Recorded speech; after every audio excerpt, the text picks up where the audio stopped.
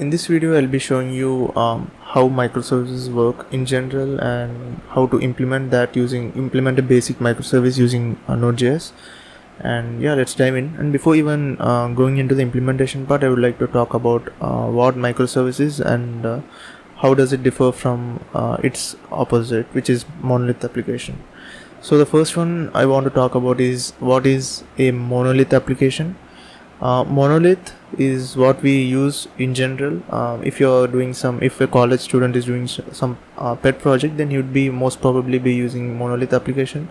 The meaning of monolith is that it's a single piece of software. There are no every piece is dependent on each other. For let's say we have 3 services, and these 3 services are wrapped into a single application, and if any one of these service goes down, then the complete application goes down. So yes, if for example, if you have this service 1 is an authentication service and service 2 is something that creates and reads data. So if the authentication service has some error, our service 2 would also fail.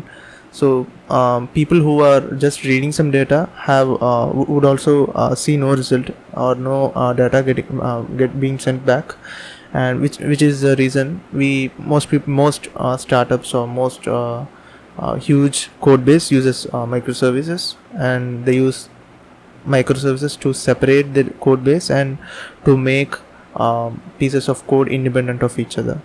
So let's see the example of microservice. And this is a microservice application, and we can see that there are 3 services, but these 3 services are independent of each other, and our main application connects or contacts this service via some kind of broker. In this case we'd be using RabbitMQ, or there are other brokers such as Kafka or something like that, but most probably at least in this implementation which we are going to do, we'll be implementing a simple RabbitMQ. And yeah, this is how microservice works. It actually separates the code base or separates the code into different modules, and different modules being different applications. These different applications are independent of each other. They do not depend on any other application. So if service 3 goes down, service 1 and 2 still works, and if someone is doing a request on service 1, then he would definitely receive a response back, even though if service 3 is not working. In this implementation, we'll be seeing how to do that using Node.js, and for this implementation I have created a empty folder with the name of microservice, and which is empty right now. So what I want to do is I want to create 2 microservices which will communicate with each other. And the most difficult part in microservice is the communication between different services, because you have to find a way to communicate efficiently between these services, and there are different paradigms to that, but yeah, we'll be seeing one of them in this video. So let's go and create 2 services. Let's say the first one is service 1 and the second one is the service 2. So there are 2 services now. Then I would go into service 1, and I want to do npm init and with the default y flag, so that it creates a package log for me. And now I want a single express package. As I said, I would be using RabbitMQ in this implementation, so there's an npm library for that, which is amqplib, which is a RabbitMQ broker kind of thing for Node.js. The installation is done, and let's create a file called index.js, and which will be the only file which will be interacting in this video.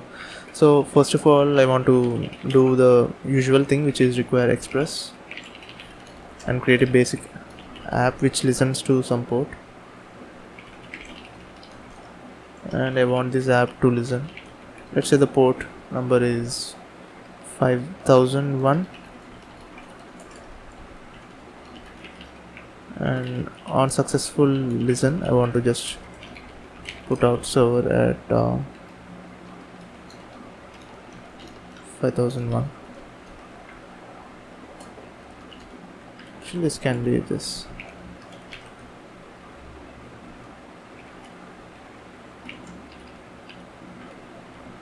Okay, and we can run this using node-index.js, and we can see that server is running. So that's the first service has been running, and now we can actually do something regarding to the microservice. So this is the first service. What I want to do, basically what I want to do in this application is that I want to send something from this application to that service 2, and I want to see if the data is being sent from here or not. So what I would do is, when you hit let's say /send root, let's send something from this service to the service 2, and we can see that if it is really receiving that data which we are sending from here or not. So first, for that I would do app dot let's say get /send, and this is the the route which will be sending the data, which will send the data. Actually, it's still not complete yet, because we have to connect to RabbitMQ before even trying to use that. So before even using RabbitMQ, I want to talk a bit about what is this. And RabbitMQ is you can say that as a broker for messaging using queues. So it would have some channels, and each channel would have a queue. So for example, this channel A, B and C, and you want to send data to A. If you're sending, let's say, 10 units of data to A, then those 10 units would be put in the queue and would be serviced one after one. This is what we are going to do. In this application, what we'll be doing is we'll be creating a channel called let's say rabbit, and we'll be sending some data into that channel rabbit, and service 2 which we are going to create also connects to that channel and receives the data from that channel as well. So in order to connect to RabbitMQ, I want to create a function, let's say connect, and I want to create that function here, which will connect to the RabbitMQ. So before even connecting, I have to actually get the RabbitMQ service running. So we can do that. Before this, make sure you are having Docker running on your system. So because we are going to call this using Docker, and we are going to spin up a Docker container, and we can spin up a Docker container by saying docker run, and I want to run a name of the container is going to be RabbitMQ, and I want to run this on a port which is 5672, and this is actually the port which we are receiving, and this is the port which it comes into. So 5672 is the default port of RabbitMQ, so we are giving that, and the name for this application or the container, which is RabbitMQ. The error was that I was not actually for port forwarding my RabbitMQ image. So I have actually done that, and it's working properly now. If you can do nodeindex.js, I think there will be no error up, and the server will be running at 5001. So what I did was, let me show you. Instead of just saying docker run RabbitMQ, you have to actually also forward the port from 5672 to 5672. So the first thing that I want to do is I want to require the AMQP library that we have installed. So that, let's say AMQP, we'll require that as AMQP lib. So we have required that, and we can use that here. And I want to have a variable named channel, which is a global variable, so that I can use that here as well. So the first thing, I want to create a server variable, which is AMQP server, and that would be HTTP localhost and the port of our RabbitMQ, which is 5672. And I want to create a server, or we can say I want to create a connection on this server. So let's say connection. So let's create another global variable, let's say connection, and let's use that here. Connection is equals to, we can say await AMQP dot connect. I want to connect to the AMQP server which we have created here. So that creates a connection and sends us a connection back. And now I want to create a channel. Let's say channel is equals to await. I want to use this connection variable and create a channel here, and I want to create this channel. Now we have this channel variable, so we can use that variable to create channels. So I want to say channel dot assert queue of session. So I have this channel variable here, so I can use that channel variable to create a new channel, or to create new queues for one channel. So let's say await channel dot assert queue, and as we have talked, the name of the queue is going to be rabbit, and that's that. So what this line does is that if there is no queue named rabbit, it would create a queue, and it would just create a queue if there is no queue present for us. And you can also actually put that in a try catch block in order to handle errors better.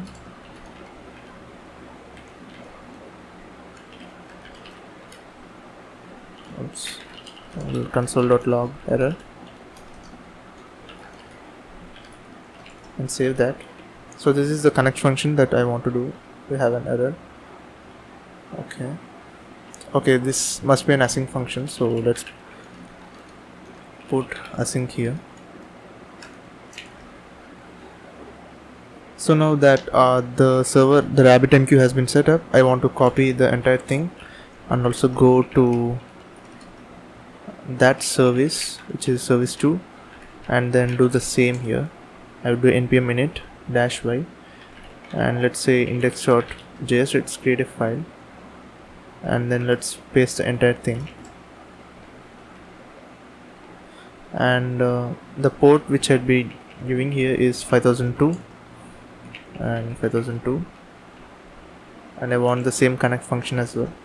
So now I can go and install other libraries like Express and AMQP library.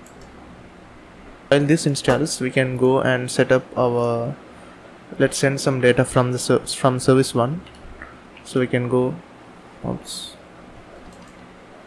let's go into index.js, and we can send some data using we can send that using the channel variable which we have created here. Since it's a global variable, it would have grabbed what we have been doing here. So we can use this variable to send data between queues. So we can inside this send route. What I want to do is, let's take some fake data here, which is let's take some let's say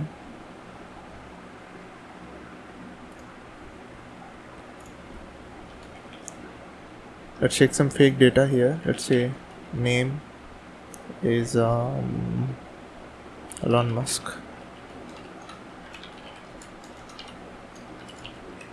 and company, let's say company, which is SpaceX.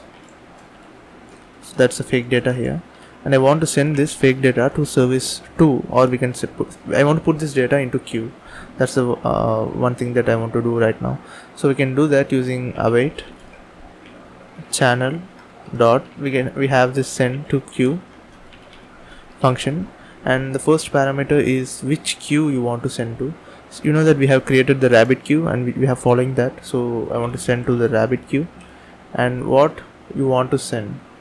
So we just can't say I want to send fake data and close this, because this is the second parameter expects a buffer. So buffer in the sense, in this case this is an object, so we have to convert this into buffer and then send that. So we can do simply by saying buffer.from this. So that would do, and this line would send the data, fake data, to inside the queue rabbit. And after that I want to say channel.close to close the channel, and I also want to say connection.close to close the connection, because we are not going to use this anymore, right? And since this is this needs async because we are using the keyword await, and let's save that.